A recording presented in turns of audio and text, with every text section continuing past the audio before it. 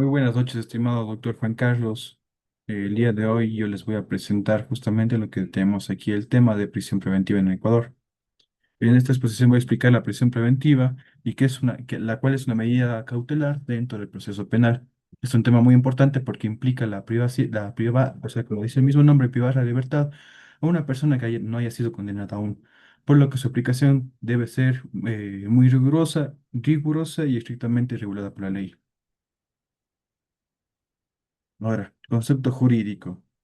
Bueno, la prisión preventiva es una medida cautelar de carácter personal, es decir, que consiste en privar la libertad a una persona mientras se desarrolla el proceso penal.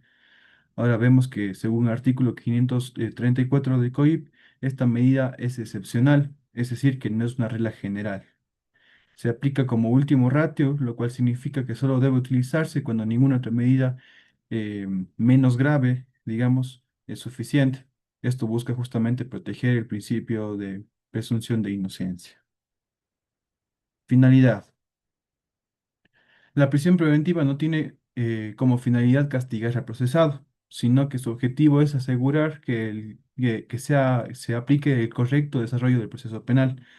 Principalmente busca garantizar que las personas compadezcan ante la justicia y que y en caso de ser juzgadas o condenadas cumplan la pena respectiva.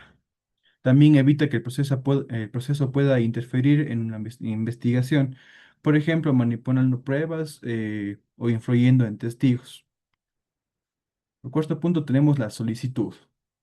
La solicitud de prisión preventiva la realiza él o la fiscal, quien dirige la investigación penal. Esta solicitud debe ser fundamentada, es decir, que el fiscal debe explicar claramente por qué considera que es necesaria justamente esta medida. Generalmente se utiliza en audiencias, especialmente en formulación de cargos, y el juez de garantías penales es quien analiza esta solicitud y decide si es que ésta procede o no. Ahora tenemos por quinto punto, requisitos legales. Ahora, en el artículo 534 de COIP se establecen varios requisitos obligatorios. Primero, deben existir elementos de convicción que se han cometido en el delito. Por segundo, tenemos que debe existir los indicios de que el procesado participó en el delito. Por tercer punto, tenemos que el delito debe tener una pena privativa de libertad mayor a un año. Y por cuarto, debe demostrarse que otras medidas cautelares no fueron suficientes. Sin estos requisitos, la prisión preventiva no debería dictarse. Por sexto punto, tenemos la acreditación.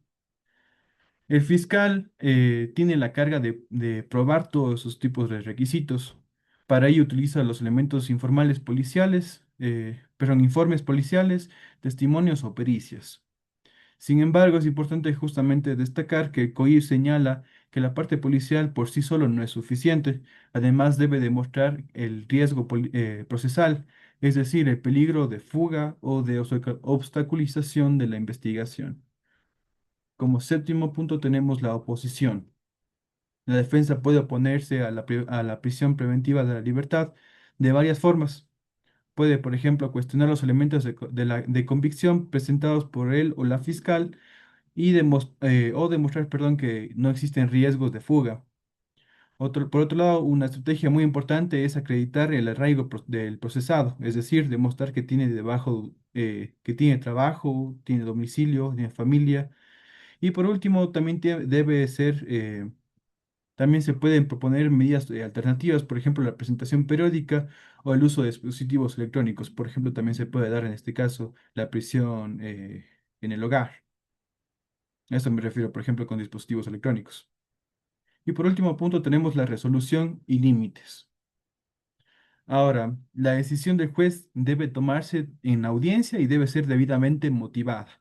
Esto significa que el juez debe explicar por qué considera necesaria la prisión preventiva y por qué otras medidas no fueron suficientes. Además, esta medida tiene límites, ya que no se puede prolongar indefinidamente. Eso garantiza el respeto a los derechos del procesado y evitar justamente abusos. Bueno, y como conclusión, la prisión preventiva es una medida necesaria en ciertos casos, pero justamente debe aplicarse de forma excepcional, respetando justamente los derechos fundamentales. Su uso indebido puede vulnerar la presunción de inocencia, por lo que tanto el fiscal como el juez deben actuar con estricto apego a la ley. Eso sería todo por mi parte. Le agradezco mucho, doctor. Que tenga linda noche.